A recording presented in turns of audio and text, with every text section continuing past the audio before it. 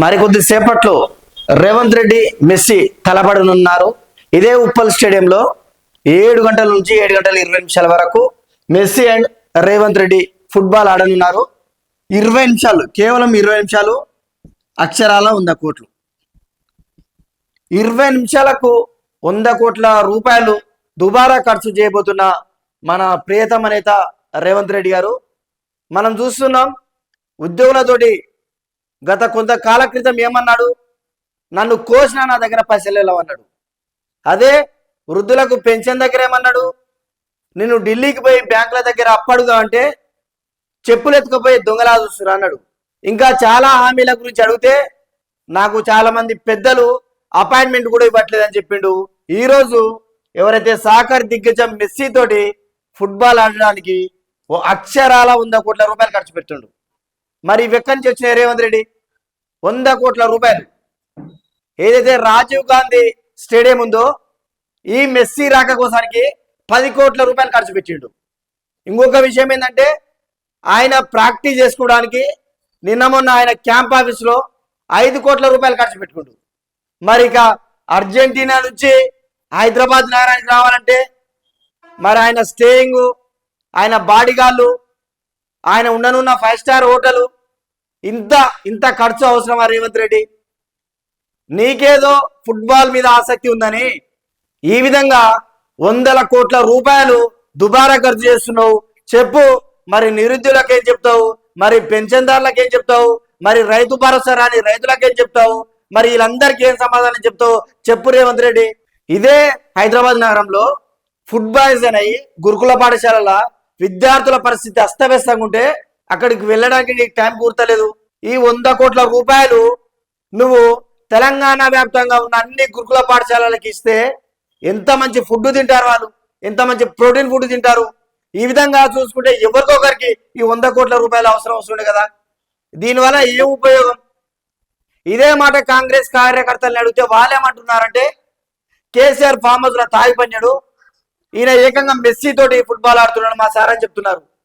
మీ గప్పాలు కొట్టుకోవడానికి, మీ భజన చేసుకోవడానికి ఈ 100 కోట్ల రూపాయలు. రేవంత్ రెడ్డి ఒక్కసారి మీరు ఆలోచించండి.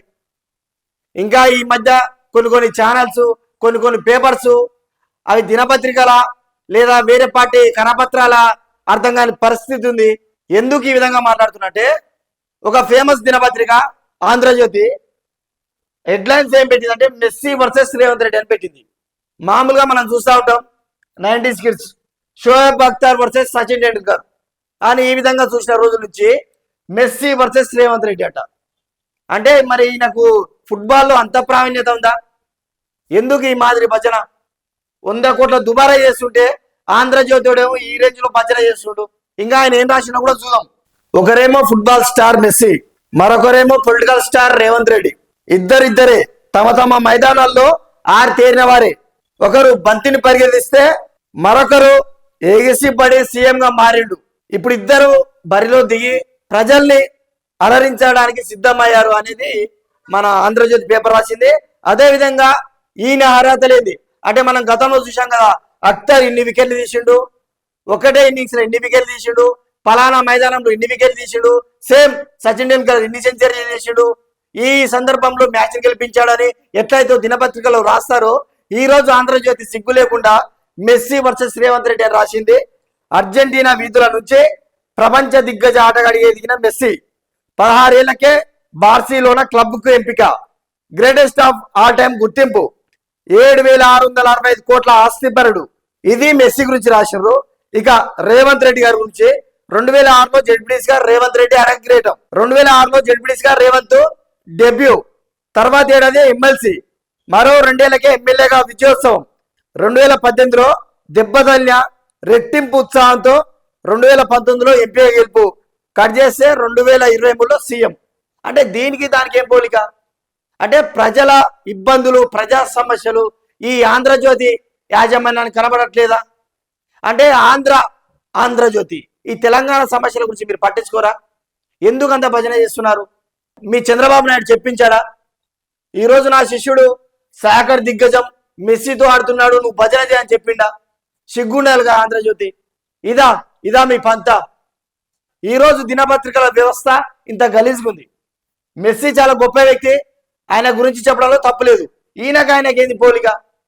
ఏడు వాడిని సమస్యలు పెట్టుకొని ఫుట్బాల్ ఆడుతున్నాడు, ఈయన గురించి ఈయనతోటి ఎందుకు పోలిక? సో ఈ మెస్సీ రాక గురించి, అదేవిధంగా రేవంత్ వర్సెస్ మెస్సీ గురించి, రేవంత్ ఆట గురించి మీరేమనుకుంటున్నారో కామెంట్ చేయండి.